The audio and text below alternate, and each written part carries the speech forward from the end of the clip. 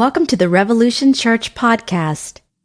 All right, everybody. Welcome to a very special Revolution. We have guest speakers. Actually, I've kind of dodged speaking for the past few weeks. That's been nice. I've had some guest speakers. I was out of town. I was in Los Angeles visiting my mate, Pete Rollins. On Twitter, someone asked me, on Facebook it was, I was like, oh, I'm with my best mate, Pete Rollins. And someone was like, what do you mean by mate? And Instagram, I put a picture of us on my Insta stories, because that's where all the action is in the Insta stories. It's not the Instagram, it's the Insta stories for me. So if you don't follow my Insta stories, you're not really following me on Instagram.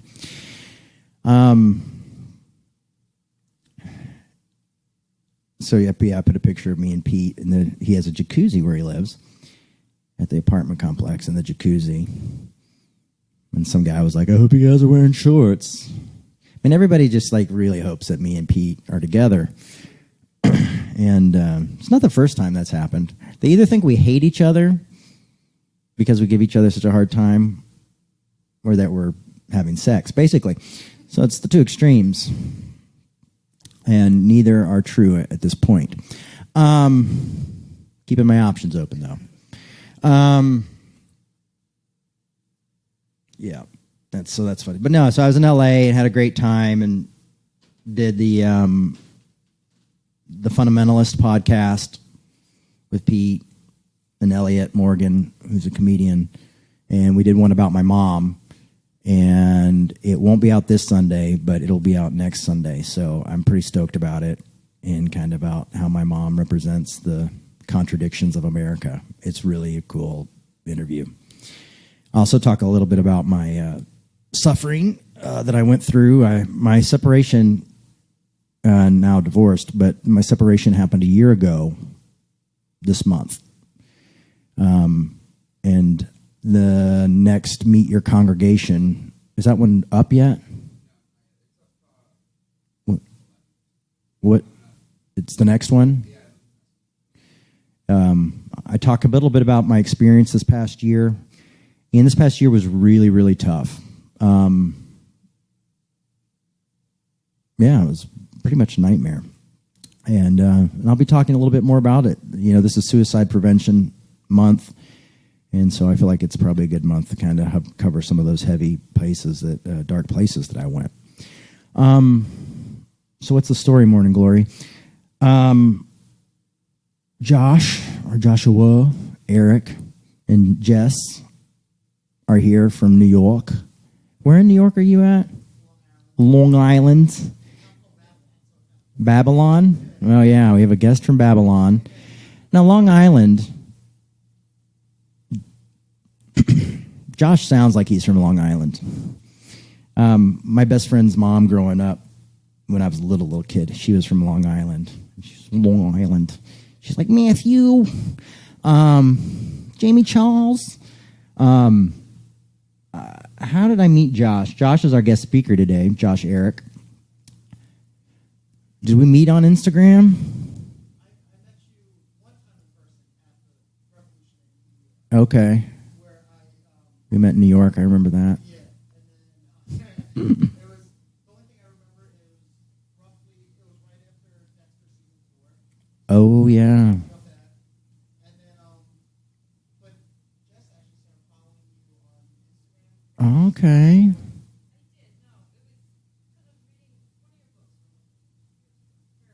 Yeah.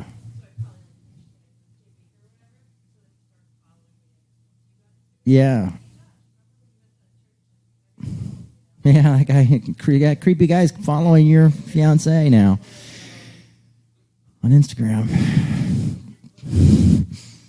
But all this started when you put out, you said, I was following him on Instagram. Like, anyone know what cheap graphic artist? Oh, that's right. Josh was our cheap graphic artist. And Josh did a few flyers for me, speaking of Belfast, with Pete Rollins, for my speaking engagement in Belfast. And we went through a lot of drafts. He did some with snake handlers and stuff. I was like, I don't think I want to go that far. But yeah, Josh has been a good friend to me. We talked a lot during this past year. I remember one time hanging out. I was walking through Target, and me and Josh just chatting away about life. It's actually supposed to do their wedding, but I was really in the midst of my horrible divorce and was like, listen, I don't know if I even believe in marriage anymore. So is there any way I could maybe not do your wedding? Because you probably don't want someone using air quotes the whole time he's performing your wedding. Till death do us part. Yeah. That's not even the worst, guys. One time I promised to do this wedding on a cruise. This was my first marriage, and I was divorced. And my ex-wife was friends with him, and I thought, of course she's not going to go on the cruise. Well, she went on the cruise. So I did my first wedding after the divorce with her sitting on the beach with the other people, and I was like, oh, this is awesome. So, yeah, life has been interesting for me. But anyway, back to Josh. Josh has been there for us. He's done a lot of different flyers, did our Pride flyer, did our Empire Strikes Back buttons, Revolution Church and Empire Strikes Back. The saga continues. This is a long introduction, huh? He also just recently has did a Meet Your Congregation, and I don't know if Jess listens, but if she does, maybe she should be on Meet Your Congregation. You could start listening. You've listened after today. You have listened, and you've been in person, which is more than most of our congregation, including the ones here. But yeah, so we needed a website, and we put it out there. And of course, Josh was like, "I'll do your website." We had a few other people offer to do our website, but Josh did it, and which is really awesome because I'll be honest with you. I've been doing this for 20 some odd years and had a lot of people offer to do free websites. And one thing that people do when they offer to do free websites is they don't do your website. Or it takes like a year and a half, and you feel bad because the people are doing it for you. And you're like, I can't ask them to do the website because they're doing it for free. But Josh did it and we got it up. So revolutionchurch.com, check it out. You can make donations there. Oh, you saw the website? Finally. See, we finally got... only took 6 years in Minnesota to get a website. And Minnesota time. Gosh, I guess I haven't been in front of a mic so long. I'm just like, talkie. I also had a coffee this morning because I'm giving up diet sodas because they're giving me migraines. This is like my 5th time doing that. I need to give up cigarettes, to be honest with you. That's probably not helping.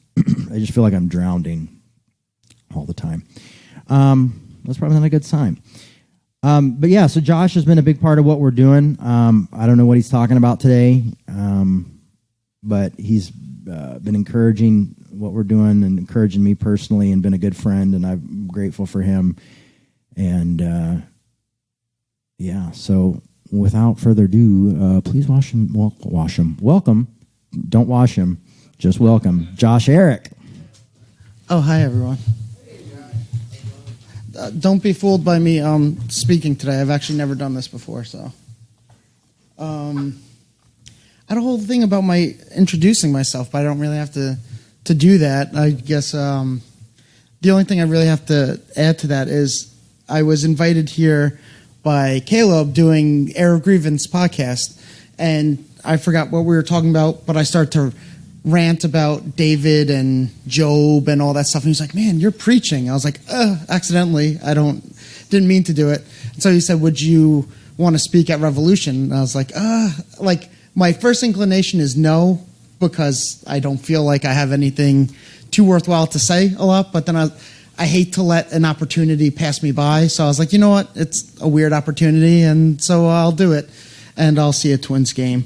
So, all right. You just breezed through I was worried about how long this was going to be, so he just trimmed out a whole bunch for me. That's awesome. But one thing that up until some recent talks I was nervous about is because back home in New York on Long Island, I'm seen as like pretty radical with my theology and my beliefs. I used to be asked to like write some articles for like a Christian website, and then they're like, yeah, we're not going to publish those anymore. But then I'm hearing like talks about from a church when, there's like atheists and there's God is dead and, like hail Satan or whatever. And I was like, am I going to be like the most conservative person there? But like in New York, I'm seen as like way out there. But the only reason I say that I'm conservative doesn't have anything to do with politics, because I'm very much not conservative in that sense. But when it comes to like the Bible, I believe it's true, and but I have a very loose grip on it. So if someone's like, yeah, I don't believe that it's true at all, I'm not going to fight them over it. I'm like, it's okay. Like, believing it's true helps me. And I also love the idea of like a God that's so powerful that he doesn't need to speak in metaphors when he could actually just create the metaphor beforehand. So he doesn't need to be like, oh, my resurrection's like Jonah in this, with the whale, when he could just put Jonah in the belly of a fish and be like, that will come back later. And but like, I'm not dumb or blind. Like, I know it all seems impossible, and I don't have any answers for that at all, because in the end, I know the Bible is very triggering, and that's because people they hold on to it very tightly, that it either all has to be true or none of it's true. When the thing is, it's not really full of contradictions once you realize that we have no idea what any of it means, because it's not written it's written in English for us, but originally it wasn't written in English. So at the very best, we're getting like the translation of a translation, and that issue has happened before. I'm sure everyone here has like a friend that maybe speaks a different language, and they'll hear a joke in their language and they laugh at it, and you go, oh, well, it's so funny. Like, it doesn't work in English or something like that. And so I feel like the Bible is very much the same way.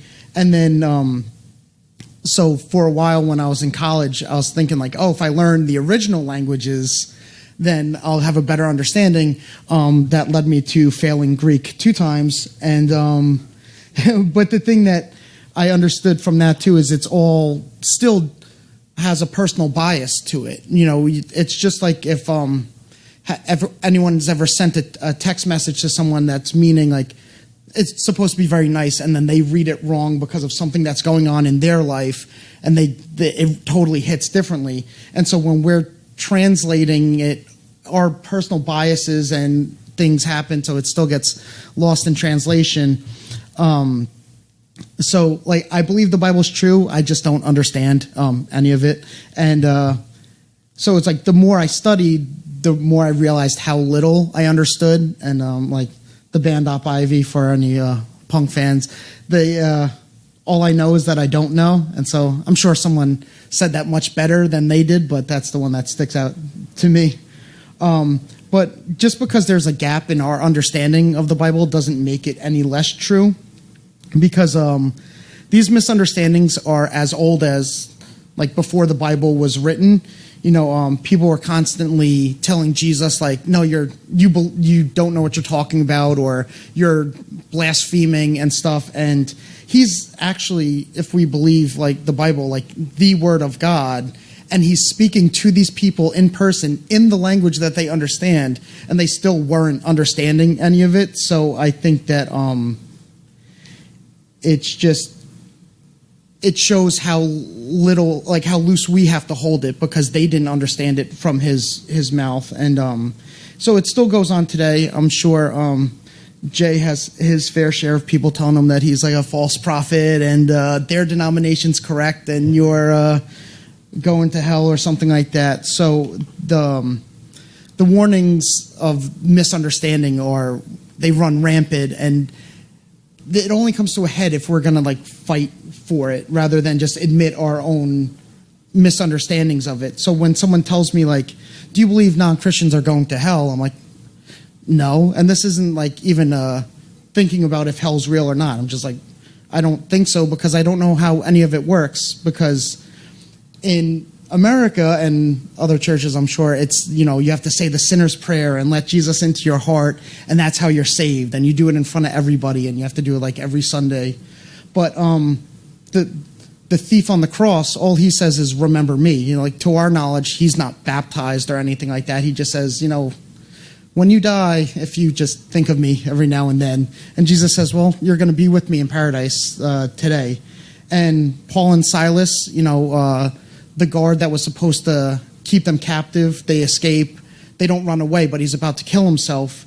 And then they're like, no, don't do that. Like, everything's okay. And so he asks, what do I have to do to be saved? And they say, believe in Jesus, and you and your family will be saved. Like, their family didn't have to do anything for it. So it's not contradictions if we, like, have that loose grasp on it. Because if we're very close-minded with it, it's like, well, then how come this doesn't line up with this? And just like, well, it all lines up if you just admit that we have no idea what we're talking about. And then I hate that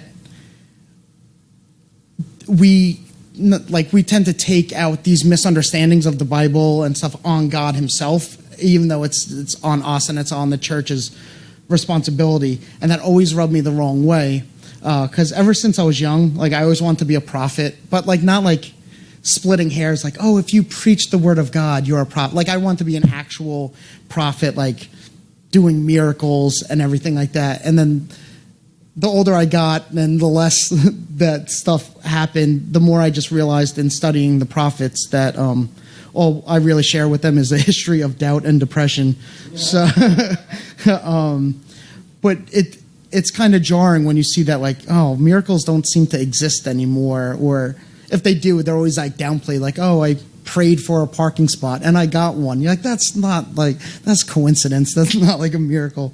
But it could feel like that God is dead, or it's just all just fake nonsense. But if you think about it, none of that actually matters, because from where we're sitting, all we're getting are the stories from the Bible anyways. And just like a movie that moves you, you're not moved by any historical fact in it. Like, I could be moved by Harry Potter, and there's no witches in the school of wizardry in England. So the historical accuracy of something doesn't have to stop you from getting out of it, or getting something out of it, and you don't need to put all your hope. Like, if there's not an actual Adam and Eve, all my faith falls apart. Like, no, it just doesn't matter. And we could perform like this surgery on the Bible where we separate, you know, what we've been taught in the church that doesn't really hold up to what's really there, and we could use our own experiences. Because my favorite example is, sadly, a lot of church and Christians, they use the Bible as a weapon. They say, like, you know, God hates gay people, all gay people are going to hell. But then if you just stop and think, you're like, well, I don't hate gay people at all. Like, I love them very much so, and should not be capable of any love that God himself is not, or herself is not capable of feeling. So that right there shows that, like, God doesn't hate gay people, because as mere humans, we shouldn't have more love and compassion for somebody than God does. So I grew up in a church, like, my whole life, very active family. I have here that I survived going to a Christian college by the skin of my teeth. And all that did was, like, I kind of looked too much behind the curtain. You know, I saw the man pulling the strings and levers and how the sausage is made. And it's just like, this doesn't have anything to do with God or Jesus at all. It's just impressing each other and using the Bible as a weapon. You see Christians cannibalize each other all the time. And it's just like, oh, this is all bullshit. Like, I do not like this at all. But as Jay has mentioned before, that, like, being haunted by God, where you just like, I hate everything. And I know hate's a strong word, so that's why I use it with church and Christians. Like, I just hate everything about that. But I don't want to take that out on God. I don't want to take that out on the Bible.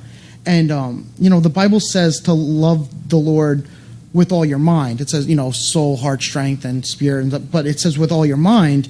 And the church seems to discourage that, right? Just, I'm the pastor, I'm the deacon, the elder. This is what I say the Bible says, and just believe it, and you'll be fine. But it's like Jacob wrestled with God and like actual physical wrestlings, and any encounter there ever was with like demons or Satan, it was just kind of like shooing a fly away, like, oh, be gone, Satan. But with God, there's an actual wrestling of understanding and not giving up. And so I started to think of that more, as I didn't want anything to do with church or Christianity, and but still wanted everything to do with God and the Bible. And then I heard this passage. It was for the millionth time that I've heard it, but it was the first time I actually heard it. And it was when Jesus is walking the triumphant entry into Jerusalem, and there's the palms and the coats on the ground, and all the religious people at the time are saying, like, silent, like, just be quiet, like, you're making too much noise, like, we don't care who you are. And Jesus says that if all these people were to be quiet, the rocks and stones themselves would cry out with joy. And that, like, I don't know why that day it just like hit me very hard. And I just got this understanding that like anything could be used to show like God's truth, regardless of it's a person, place, a thing. Like a rock has no feelings, but even that would shout out joy in God. And so I found that like, oh, I could use anything. I could use Op Ivy. I could use Cormac McCarthy. I could use all these movies, video game, anything that strengthens my belief in God, regardless of the artist's intention, because, like God's using of somebody isn't contingent on them believing in him. Like he could use an atheist to speak truth, and he could use a Buddhist or a Muslim to give you this great understanding about Jesus in your own personal faith. And so I start to call myself like a Christian mystic or like a Sufi Christian, because I would use anything at my disposal to help strengthen my beliefs, because the truth is God's and it belongs to him, and he could use it however God wants, and use whoever he wants as his speaker. He's the microphone and they're just the amplifier for his truth. And that's also why I kind of stopped using the Bible when I talk to people, only because I know if they don't believe in the Bible, I might as well just use any fictional thing, since the Bible's just fiction to them anyway, so it's not going to make, in apologetics and stuff like that, they teach you like, oh, if they say this, hit them with this Bible verse. But it doesn't mean anything to them, so what is that? What's the point in that? And the one thing that I found is true in this kind of method is find out what is true, like true with like a capital T, and you have to just protect that, and everything else could fall away. There's this play written in the 90s by Cormac McCarthy, who I talk a lot, like he's like my Caputo or like my Pete Rollins. Like I talk about him like a lot, and it's called The Stonemason, and all it is a play about this guy remembering his grandfather, who was a stonemason, and he would build walls and chimneys and all growing up. And he tells the story of his grandfather making a wall, and he had this long wooden level, and he would use it to keep the wall level. And every once in a while, he would use a plumb line, and he would hold up the plumb line, and if he ever found that the level and the plumb line didn't match, he would take the level and he would just smash it. And it makes a point of saying that the stonemason didn't do this out of anger at all. It was to protect the trueness of the wall, because nothing's going to be more true than a plumb line. And so if he kept putting his trust in this level that wasn't level, the trueness of the wall was just going to get crooked and everything like that. So that's what I find myself doing too when I read a story in the Bible, or I have this thought or epiphany about God, or a story that I read in the Bible, is it's I kind of find a plumb line to hold it up to. It's so it's like, does God hate gay people? It's like, no, he doesn't. So I just take that part and I just smash it, and I never use it or think about it again. And so mainly just as Jay likes to talk about his friend Peter, I'll talk about my friend Peter, which is just a reference to an Alkaline Trio song. That's the only reason I want to say that. But so I've been thinking about Peter in the Bible a lot, and originally I was going to talk about just my favorite story of the Bible, which involves Peter. And then I was reading. All right, so I was like, oh, let me get more context for the story. And then the more I read, I was like really getting like into it, and I was like, oh wait, no. And it just, I was thinking of all these things, and my understanding grew more and more and more. So I figured that maybe I'll just tell you about Peter, and then you'll also see kind of everything that I was mentioning before and how I take everything around me and dump it into the Bible to get a better understanding. Because that's really what it's all about, is to find something that gives you a better understanding of what you're reading so that it impacts you. Because we could listen online, we could hear all these sermons from Jay, but if we don't let it change us, it doesn't matter. Like, we could have just slept in or not listened.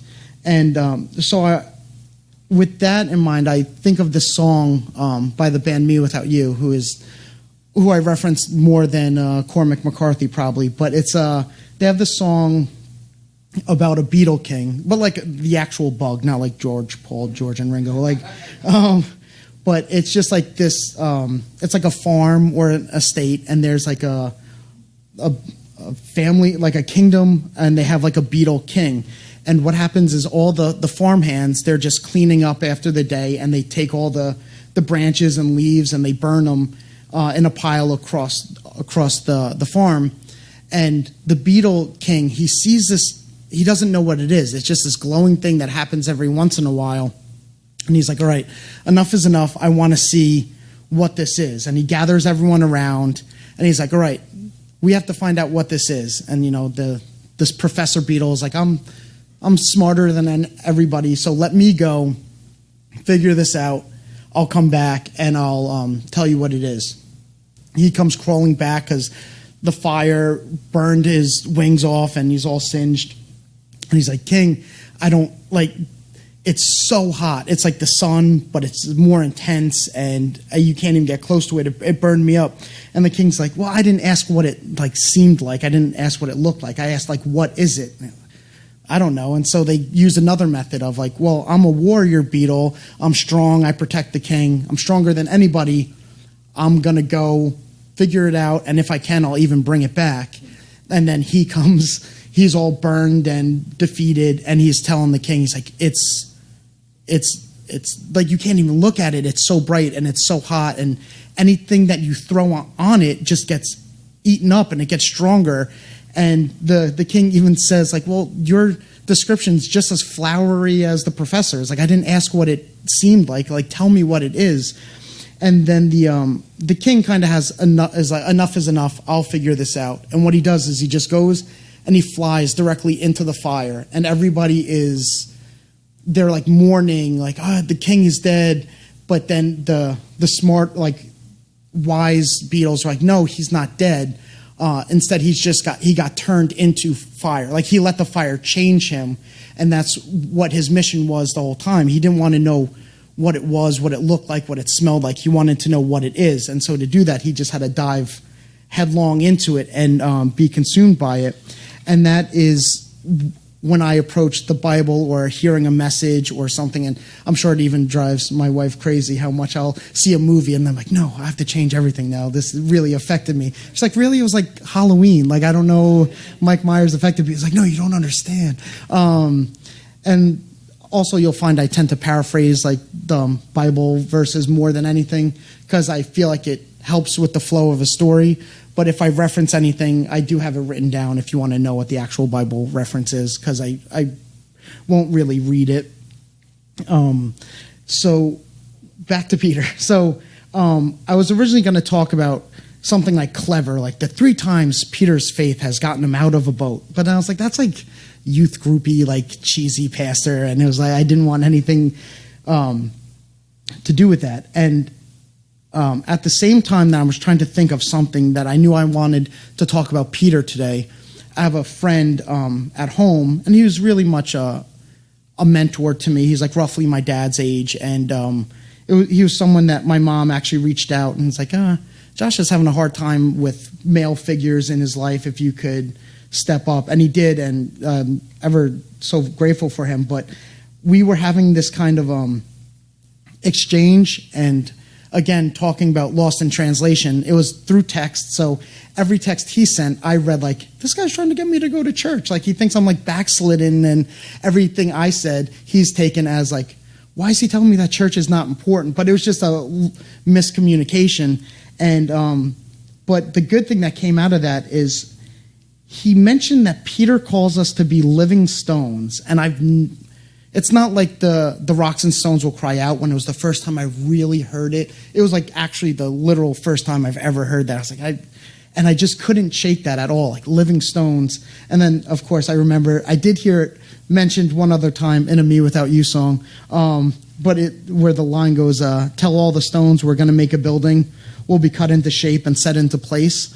Because the actual verse, this one I will read, is from a letter that Peter writes. And he says, you also are like living stones, so let yourselves be used to build a spiritual temple. And so now I had this idea of living stones in my mind. So I was like, all right, let me go reread everything I read about Peter just with this filter on. And do you guys know the meme with Charlie Day, and he's like smoking cigarettes, and there's all these like conspiracy red strings behind him, and he's all like strung out? That's kind of how I started to feel like when I was reading it with this filter, because I was like, this changes everything. This is crazy. And because it's basically towards the end of the Bible, Peter tells people we're to be these living stones. And when I was rereading that, that's his kind of one of his endpoints that he gets to. Like, then I saw this whole journey that he went on, and because Peter is so human, like he's constantly just stumbling and messing up. And I used to think that Jesus was very hard on him, but then I realized that no, he was just kind of like directing him to get to this understanding that this is going to be very important for you. So you just kind of need to let me gently steer you in this direction. And it was cool because Peter's like humanity and his doubts, it never deterred Jesus, like, or his view of him. Like, I don't know, maybe I messed up with this guy. I have no idea. It doesn't stop him at all because Peter gets a vision in the book of Acts that I think it all leads up to, and that's what gives him this idea of the living stones. And I just picture Jesus being like, okay, like not saying this to Peter, but you're going to receive this vision, and I need to know that you're going to be able to understand it, because it is, if you're going to be the cornerstone of the church and the rock that everything's built on, this is why. This vision that you're going to get is what you need to understand. And that's why you'll see things like where it always seems to say in the Bible that like Jesus says to Peter, Jesus mentions to Peter. And one funny example is when the religious people at the time, they try to trick Jesus all the time and get him to commit blasphemy. But Jesus is like smarter than that. But they go like, oh, does your rabbi pay the temple tax? And Peter's like, yeah, of course. Like, why wouldn't he? And he's so excited to tell Jesus that he like told off these Pharisees. And I love it because the Bible says before Peter could talk, Jesus cut him off. And it's basically like, Jesus like, no, okay, well, I don't actually pay the tax because you're not getting this. Okay, so if my dad's the king, the children of the king don't pay the tax. Everybody else pays the tax. And but so it's just funny that it's like, Jesus, I understood it. And Jesus is like, no, you didn't again. But okay, we're gonna work with you and we're gonna get you there. And I love that scene too, because Jesus even says, all right, we don't pay tax, but we don't want to offend them. So here's some money and go pay the temple tax, which I thought was very refreshing because we seem to live in at a time where church and Christians, they're kind of like, I don't care if it offends people. I'm going to say Merry Christmas. I'm going to keep the Christ in Christmas. It's like, but Jesus himself is like, no, if it offends them, like, let's just make it easy on them. Let's not offend them, because he didn't have to pay the temple tax, but he did just for that. If I could jump back to that play I mentioned before with the stonemason, there's just a quick little scene in it where the stonemason is asked on his 90th birthday if he wants to lay the keystone of a bank. And he's like, no, I'm not going to do that. They get the bank's vice president to ask him personally. And he's like, no, I'm not going to do it. Because he found out that the bank is laying cut stones, hewn stones. And he's like, I've never laid a hewn stone in my life, and I'm not going to start now. Because all the chimneys and walls that he built were just from rocks that he found and he made fit. And as the scene goes on, he says, he talks about that that in the biblical times, the way you would shape or hewn a stone is slaves would do it for you.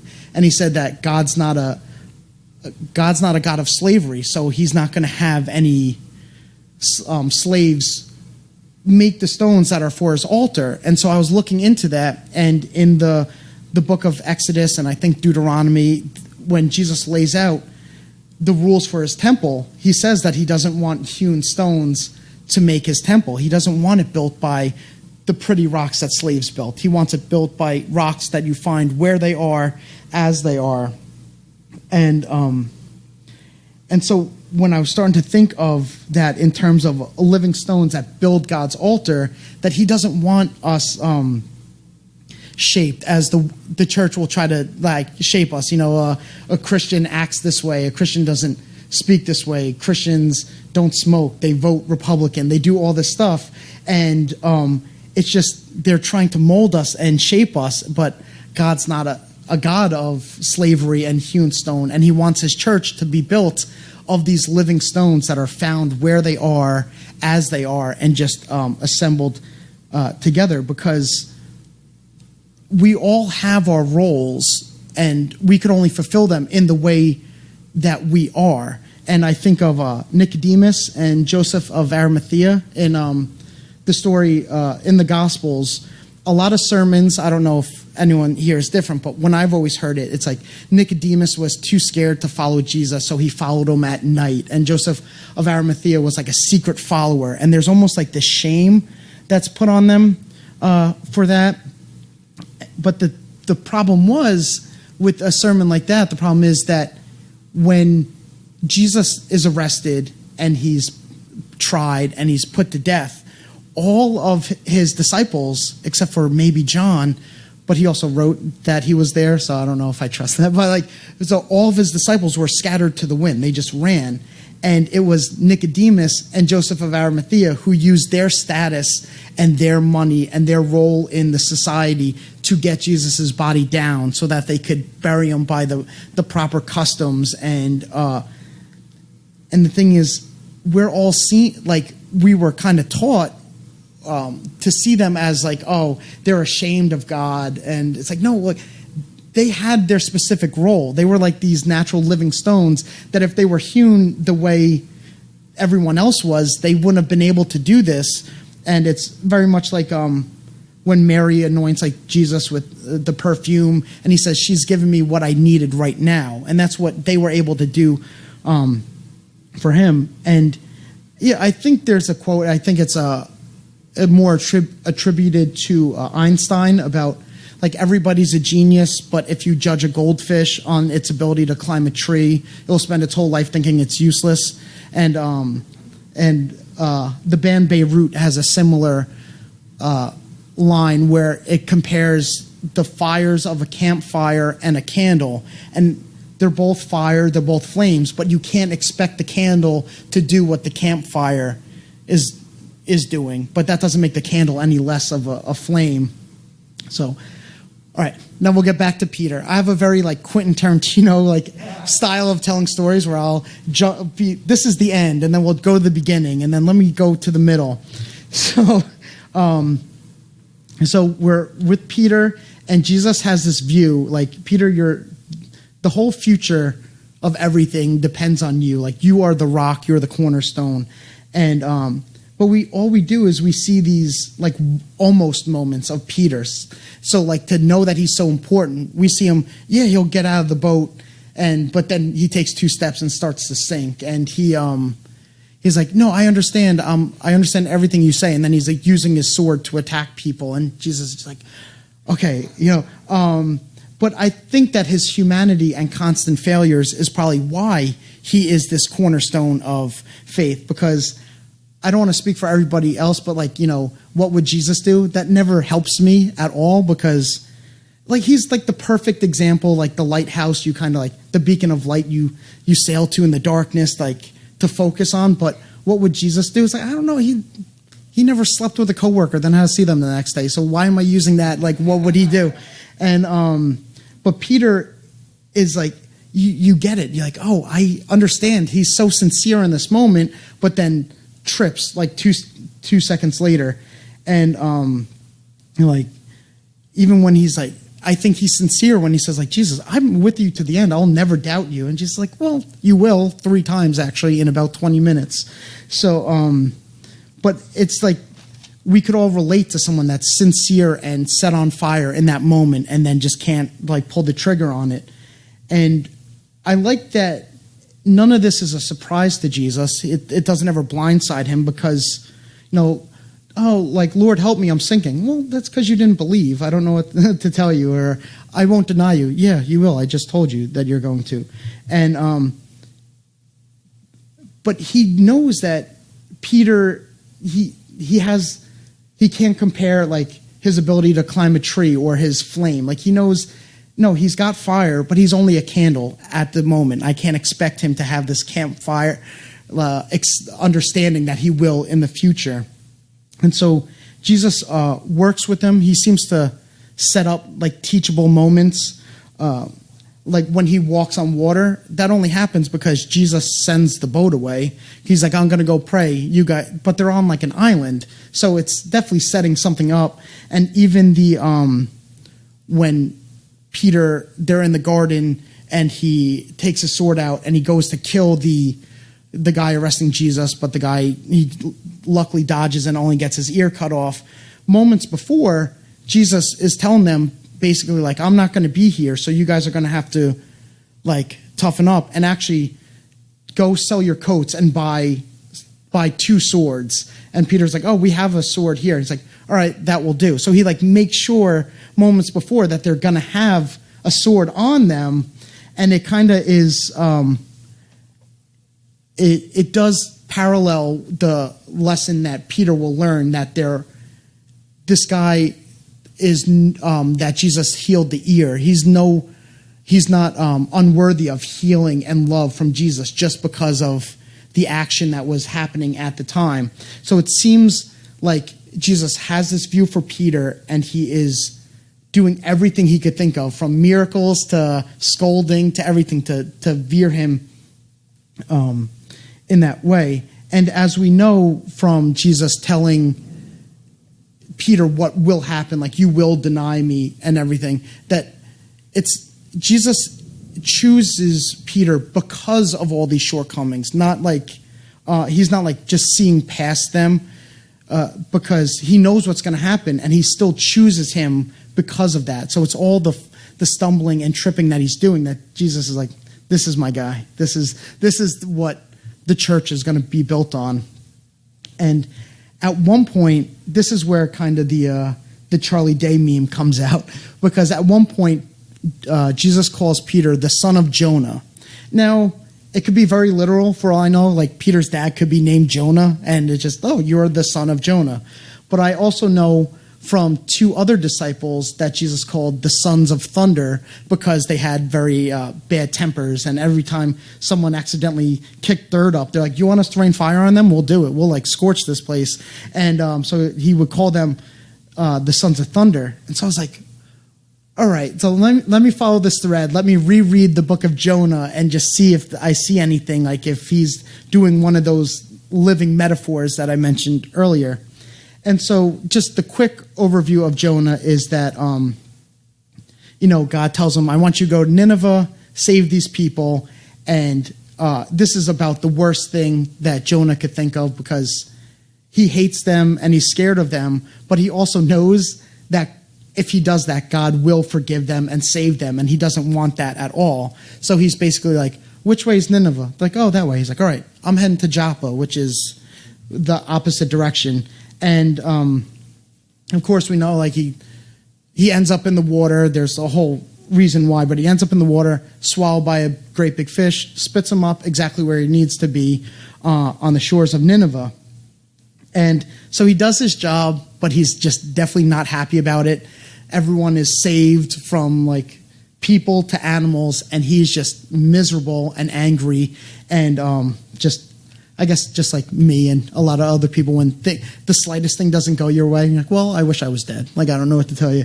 And so he's sitting under a tree that's giving him shade. It's like one of the only trees there. And he forms a strange attachment to this tree that's giving him shade. And so God just has the tree eaten up and devoured. So he has no shade and no comfort.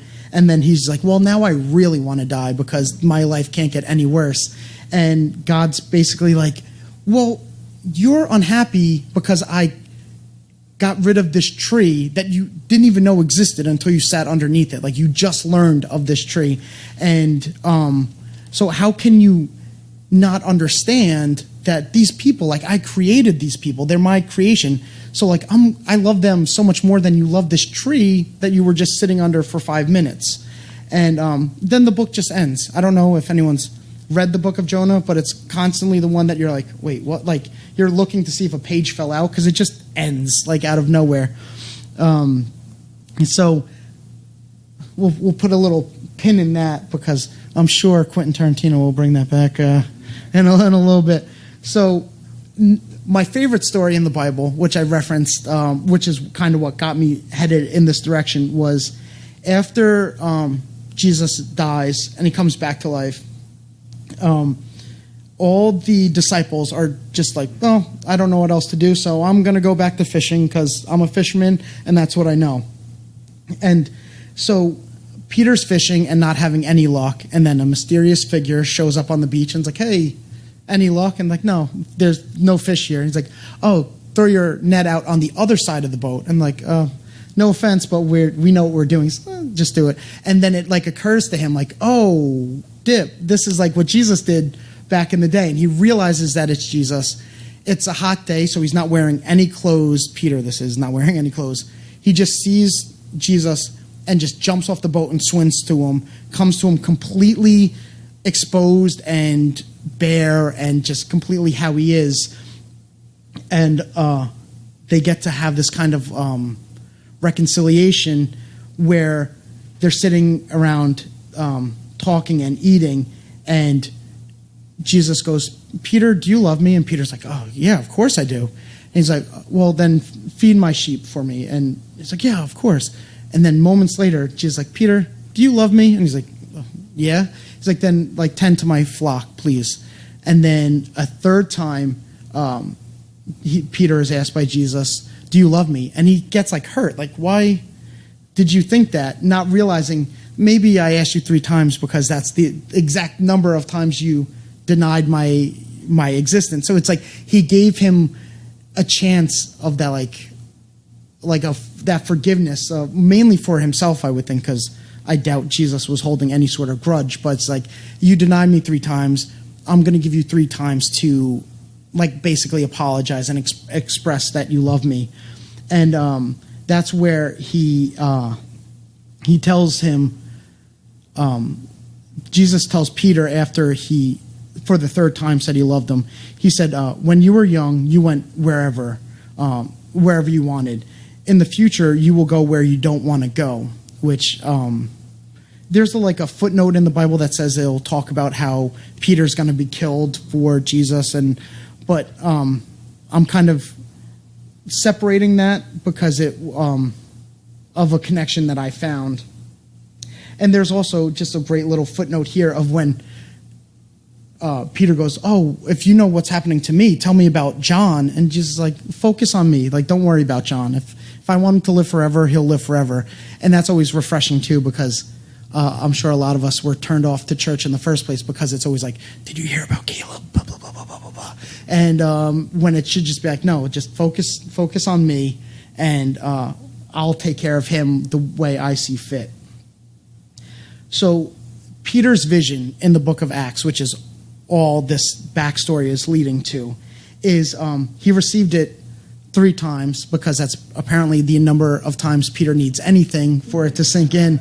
And what it is that he's tired and he's hungry, and he sees this sheet come down from heaven, and on the sheet there's all sorts of animals, and God, or the voice in the vision says, "Kill these and eat them." And Peter's like, I've never eaten anything that's unclean or unholy, so no, I'm not going to do that. And God tells him, "How could you call them unclean and unholy? Like, I created them. That's my creation. So if I created them, it's nothing unclean and unholy about it." And this happens 2 more times before Peter kind of gets an inkling of what it's about. And now if we'll rewind a little bit, because at the same time this vision's happening, there's a man called Cornelius, and he gets a vision in which the voice says, "Go to this house. The man that owns the house is named Simon, and you talk to Simon, and in there's a man, he's like housing a man named Peter. Find Peter, bring him back to your house." And it's only when Cornelius finds Peter that Peter kind of is like, "Oh wait, you're not Jewish, so I shouldn't be able to go with you. It's kind of against our laws." That it occurred to him, "Oh wait, hold on. There's nothing unclean or unholy about this man, because God created him just as he created me." And that's what this vision was about. That normally where I would have nothing to do with you because our religions and lifestyles don't line up, you are clean and holy because you're made by God. And so I kind of ran this vision through that Jonah filter that I had with the strings connected, because it is the same principle that Jonah was basically being told too, that like, no, the people of Nineveh, they're not unclean and they're not unholy. Like, I created them, and so they're worthy of my love, just as you feel you are worthy of it. And it's a seed that was planted in Jonah, but it never grew, because he also tried to run from it instantly, but he also didn't have Jesus's 3 years of just honing him to go, like, and helping him to, when he gets this vision, that it will land with the impact that he did. He wasn't prepared for it. And so whereas like Jonah sulked under a tree at the end, like, man, I can't believe he saved them. That's the lesson that he learned from it. Whereas Peter learned the actual lesson of like, no, there's no unclean and there's no unholy. And he does let this change him, because that's where we start to get the idea of living stones. Whereas like, no stone is different than the other. Like, just because it's not molded and hewn and shaped doesn't mean that it's unworthy. And actually, this is what God wants. And Peter definitely had his reservations with it too, because the vision also told him, like, Peter, also do this without doubting. Like, that's what it says. And it's like, well, he clearly has Peter pegged. And so was there any real connection to like the son of Jonah? I don't really know, but all I know is that Jonah ran to the city of Joppa to catch the boat, and Paul received his vision in the city of Joppa, and so he's like, oh, dip, like maybe there is something to that. So, but that's where we could kind of see that Peter, why he's said to be the cornerstone and the rock that the church is built, because that's the lesson that we learn in Galatians, right? You guys study Galatians in this church? I'm not really sure. But there's no Jew nor Gentile, right? Like everybody's the same. And that's very much a good break from how the Bible is usually used to divide, like sheep and goats and clean and unclean, where it's constantly saying like, no, like the rock that our church is built on is from the understanding that there is no unclean, there is no unholy, there's no Jew nor Gentile, and that sets a precedent for how we should see each other and how we're seen from God. Because I know whenever it's hard to shake the teachings of the church if you grew up in the church. So if you do something wrong, you're constantly beating yourself up over it. Like I'm not a good Christian. Do I even believe? But we have to remember that Peter was picked also for this vision because of his humanity. And the humanity doesn't stop there, because in Galatians, Paul has to kind of remind him, like, you had this vision, man. Like, because he started to separate himself again from the Gentiles. And Paul's like, dude, you're the one that like had this vision. And so there's always being able to like correct each other and receive correction, and that we don't like throw away everything like that we learned just because we stumbled. Because if Peter didn't receive that correction from Paul, he could have thrown away the whole vision that he had, and the whole foundation of the church would crumble. Or there's that line like fail again, fail better, and so it's just like, we shouldn't beat ourselves up for every time we stumble. Just like the right amount where like you're not kicking yourself forever, but it's enough that you don't do it again. And just remember that like we are these living stones that make up the church, and we're used like as we are, where we're found, just like Peter and Nicodemus and Joseph of Arimathea. And like we just have to kind of like rest in that fact that we don't need to be hewn by people and molded and shaped. We're not unclean and we're not unholy because we don't fit that mold, because we're called to be these living stones, and that's what makes up God's church. His altar is stones where they are and where they're found. And like, so like, to hell with being perfect, because you can't really build a church on that. And that's my time. Thank you. We still on? Still recording? Thanks to everybody for listening. Listen, if you want to, this is a bit redundant because we have a voiceover afterwards that says you can give, but we also have a new P.O. box. So if you want to send snail mail, you can go to revolutionchurch.com and look up our new P.O. box. That's next to my house, so I won't ignore it. I let the other one run out. Oops. It was downtown. And then they closed it, and then they moved it further downtown. So that was a pain. But yeah, we could really use your donations. This past year has been a tough year, and we've been down about 18% in the giving. I only know that because our financial guy told me. I was like, oh, okay. So every little bit really does help keep us going and makes things happen. We're going to pass the hat, but we don't need you to be online to hear that. But make sure you listen to the Afterglows, because they're pretty awesome. And I got a really cool compliment today on Twitter about the Afterglow. And also meet your congregation. And if you're part of the congregation, go to Instagram and hit us up, or go to revolutionchurch.com and send us an email, because we would love to interview you and get other people to meet you and talk to you and see what you think about Revolution and how we can even be better at Revolution. But thank you for listening. This is Revolution Church. We'd like to remind you that our ministry is supported 100% by listeners like you. To make your 100% tax-deductible donation today, please visit revolutionchurch.com/donate. You can also learn more by clicking the donate section on the website. That was a Post-Christian podcast.